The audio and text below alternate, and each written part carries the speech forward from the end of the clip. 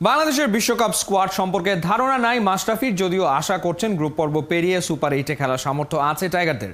Match চান সাকিব নিংড়ে দেবেন নিজের সেরাটা। বঙ্গবন্ধু আন্তর্জাতিক কাবাডি টুর্নামেন্টের প্রেস কনফারেন্সে এসে নড়াইলের এমপির আহ্বান, সব খেলাতেই যেন ফোকাসটা দেয় সংবাদকর্মীরা। সাইফুল রূপকের রিপোর্ট। একদমই দেখেননি? না, জানি না কারা আছে, দেখি নাই। একসময় বাংলাদেশের ক্রিকেটের সঙ্গে আষ্টে পৃষ্ঠে জড়িয়ে থাকা মাশরাফি এখন দেখেন না বাংলাদেশের খেলা। বিশ্বকাপ মিশনে কারা গেছেন সেটাও জানা নেই সাবেক অধিনায়কের।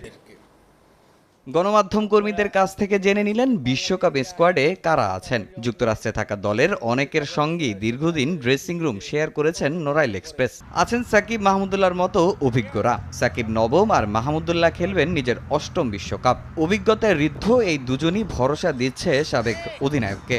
সাকিবকে নিয়ে আলাদা করে তো বলার কিছু নাই, সবসময় বেস্ট পারফরমেন্স সবাই আশা করবো কাছ থেকে। এটাই তো খেলতেছে, ফিরে আসার কি আছে, নতুন করে রিয়াদ এরকমই খেলতো।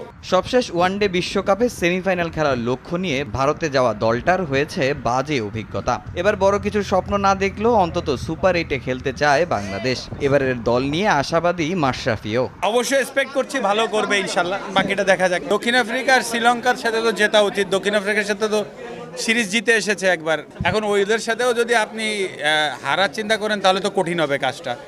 অবশ্যই আমি চিন্তা করছি এই দুইটার একটা থেকে জিতে ওগুলোকে হারিয়ে, আর ওয়াই নট যে দক্ষিণ আফ্রিকা দুইটাকেই চিন্তা করা যায় হারাইতে পারবে না। কত দূর যেতে পারে বলতে পারবো না, তবে অবশ্যই ভালো কিছু করুক এটাই আশা করছি। আমি শিওর আপনারাও সেটা আশা করছেন। আমি অবশ্যই চাইবো বাংলাদেশ চ্যাম্পিয়ন হয়ে আসুক, বাট রিয়েলিস্টিকলি ভাবতে হবে কেমন খেলছে ওখানে, উইকেট কেমন, কন্ডিশন কেমন, দল কেমন ফর্মে আছে, প্লেয়াররা কেমন খেলছে, সবকিছু মিলে হয়তো বা প্রথম রাউন্ড পার করতে পারলে তখন একটা আইডিয়া হবে। তো আগাম তো কিছু বলা যাচ্ছে না, আগাম কিছু বলা যায়ও না। আগামী 1 জুন থেকে শুরু হবে টি-20 বিশ্বকাপের নবম আসর। 8 জুন শ্রীলঙ্কার বিপক্ষে ম্যাচ দিয়ে মিশন শুরু করবে বাংলাদেশ।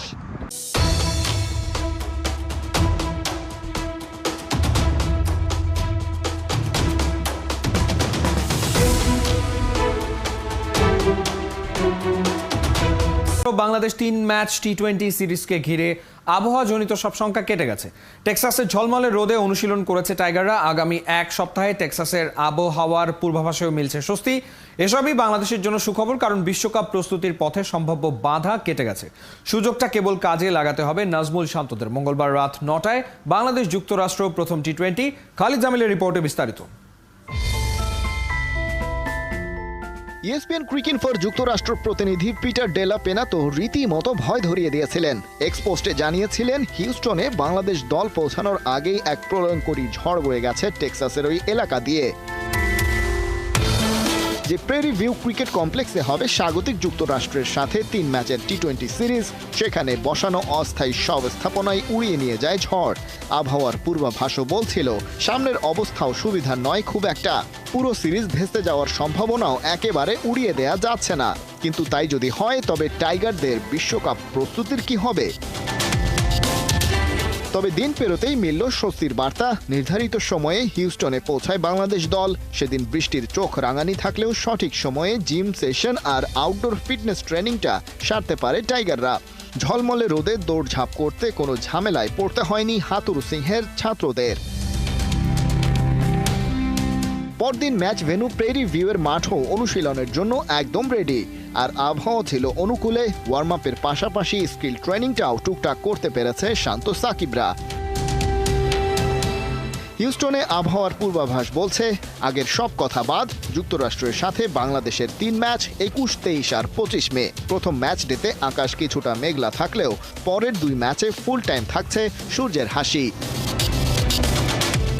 আবহাওয়া অনুকূলে থাকলেও কন্ডিশনটা অপরিচিত, তবে প্র্যাকটিস ম্যাচ খেলার সুযোগ যেহেতু থাকছে 16 আনা কাজে লাগানো চাই শান্তদের। এই যুক্তরাষ্ট্রের সাথে অবশ্য বিশ্বকাপের মূল ম্যাচগুলোর আগে আরেকটা লড়াই রয়েছে বাংলাদেশের। সেটা টি-20 ওয়ার্ল্ড কাপের অফিসিয়াল প্রস্তুতি ম্যাচ। চলতি মাসের 28 তারিখ ডালাসে। জুনের 1 তারিখ ভারতের বিপক্ষে আরেকটা প্রস্তুতি ম্যাচ খেলে তবেই ডালাসে শ্রীলঙ্কার বিপক্ষে ম্যাচ, আর সেটা দিয়েই শুরু হবে লাল সবুজদের মূল বিশ্বকাপ মিশন। যে আলোচনাটা করতে চাই, মাশরাফি বিন মুর্তজা আজকে অনেকটা সাংবাদিকদের দ্বারা বেষ্টিত ছিলেন। অনেকদিন পর ম্যাচকে গণমাধ্যম কর্মীরা পেয়েছে। স্পোর্টস নিয়ে প্রশ্ন এসেছে, স্পোর্টস নিয়ে তিনি একটা টুর্নামেন্ট উদ্বোধন করতে গিয়ে সেখানটায় তার মতো করে কিছু ব্যাখ্যা দিয়েছেন যে অলিম্পিকে একটা পদক পাওয়া অলিম্পিক পদক জেতা ডেফিনেটলি ক্রিকেট ওয়ার্ল্ড কাপ জেতার থেকে অনেক বড় একটা ব্যাপার। বাংলাদেশের প্রেক্ষাপটে হয়তো আমরা সেভাবে ফিল করি না, বাট গ্লোবালি যদি আমরা চিন্তা করি, মাশরাফি যেই চিন্তা করেছেন, যে কথা বলেছেন, সেটার সাথে কোনো ধরনের আসলে বিরোধের সুযোগ নেই। কিন্তু মাশরাফি বিন মুর্তজা যখন ক্রিকেট নিয়ে প্রশ্ন করা হয়েছে, সেই প্রশ্নের উত্তরে বক্তব্য দিয়েছেন খুব শর্টকাট। আপনারা যদি ইন্টারভিউটা দেখে থাকেন, অনেক অনলাইনে সেটা আপলোড হয়েছে, সেখানটায় মাশরাফির অ্যাপিয়ারেন্সটা অনেকটা ছিল যে আসলে তিনি খুব বেশি এনজয় করছেন না কোয়েশ্চেন্স গুলো, এবং all the questions regarding the world cup, Shakib কেমন করতে পারে, বাংলাদেশ দলে যারা আছে তাদের প্রতি আপনি কতটুকু আস্থা রাখতে পারেন, বাংলাদেশের প্রতিপক্ষ হিসেবে যারা রয়েছে তাতে বাংলাদেশ পরের রাউন্ডে যাবে কি যাবে না, দিস ওয়ার দ্য কোয়েশ্চেন্স। আমি যদি একটু ভাঙার চেষ্টা করি, যে মাশরাফিকে যখন বলা হয় যে বাংলাদেশ দলে যে ক্রিকেটাররা রয়েছে দলটা কেমন হয়েছে তাদের সমন্বয়ে, সেই প্রশ্নের উত্তরে মাশরাফি বলেছেন যে আমি দলটা দেখি নাই, এবং এই উত্তরটা কাপল অফ টাইমস মাশরাফি বিন মুর্তজা দিয়েছেন যে তিনি আসলে দলটায় কারা রয়েছেন বা দলটা কি তিনি সেটা দেখেন নাই। আমি আলোচনায় আসছি। আরেকটা জায়গায় বাংলাদেশ দলের গ্রুপে যারা রয়েছে, বাংলাদেশের প্রতিপক্ষ হিসেবে শুরুতেই যারা মুখোমুখি হবে, সেই দলগুলো কারা সেটাও ম্যাচ জানেন না। পরবর্তীতে সাংবাদিকরা তাকে হেল্প করেছে এবং তিনি তারপরে সেটার উপর ভিত্তি করে তার বক্তব্যটা দিয়েছেন যে বাংলাদেশের পরের রাউন্ডে যাওয়া উচিত। Let's come to the point. যেই ট্যাগলাইনে আলোচনা করছি যে বাংলাদেশের ক্রিকেট বোর্ডে বা বাংলাদেশের ক্রিকেটে মাশরাফি বিন মুর্তজাদের অবস্থানটা কেন যেন আসলে অনেকটা ছায়ার মতো, না যে শ্যাডো আছে কিন্তু হচ্ছে পুরোপুরি এক্সিস্টেন্সটা নেই। ভোকাল যে জায়গাটা আসলে মাশরাফিদের থাকার কথা ছিল, সেই জায়গাটা আসলে তারা অনেক বেশি দূরে, অনেকটা সিস্টেমে তাদেরকে দূরে সরিয়ে দেওয়া হয়েছে, অনেকটা আসলে অনাগ্রহী হয়ে কষ্ট পেয়ে দূরে সরে গেছেন। দেখুন, ইন্টারেস্টিং পার্ট যেটা, মাশরাফি বিভিন্ন সময় যে ইন্টারভিউগুলো দিয়েছেন, আমিও অনেক সময় তার ইন্টারভিউ করেছি, ম্যাচ যে ব্যাপারটা সব সময় বলার চেষ্টা করেছেন। ম্যাচের কথায় একটা জিনিসই বারবার এসেছে যে তিনি পলিটিক্স করেন, এই মুহূর্তে তিনি জাতীয় সংসদে হুইপ হয়েছেন, পার্লামেন্টারিয়ান হয়েছেন। মানে মাশরাফির পরিচয়গুলো কিন্তু আসলে অনেক বড় বড় পরিচয়। বাংলাদেশ আওয়ামী লীগের তিনি ক্রীড়া সম্পাদকের দায়িত্বে রয়েছেন, কিন্তু সব ছাপে তিনি মনে করেন তিনি একজন ক্রিকেটার, এবং এই ক্রিকেটারের যে সত্তাটা, এটা তার কাছে খুব বেশি স্পেশাল। তিনি জন্মই নিয়েছেন যেন ক্রিকেটার হওয়ার জন্য, এবং ক্রিকেটার সত্তাই তাকে আসলে পূর্ণতা দিয়েছে তার সবকিছুতে। সেই মাশরাফি বিন মুর্তজা বাংলাদেশ দল বিশ্বকাপ খেলতে যাবে, এবং বিশ্বকাপে বাংলাদেশের প্রথম ম্যাচ মানে হচ্ছে খেলার আগের যে আপনার সিরিজটা অনুষ্ঠিত হবে যুক্তরাষ্ট্রে, তার একদিন আগে মাশরাফি জানেন না বাংলাদেশ দলে কোন ক্রিকেটাররা। এত আলোচনা, এত ডিবেট হয়েছে, অমুক কেন নাই, তমুক কেন আছে, আমরা নিজেরা অনেক আলোচনা করেছি, আপনারা আলোচনা করেছেন, গালি খেয়েছি। সো মাশরাফি জানেন না যে কারা আসলে দলটার মধ্যে আছেন। কেন জানেন না?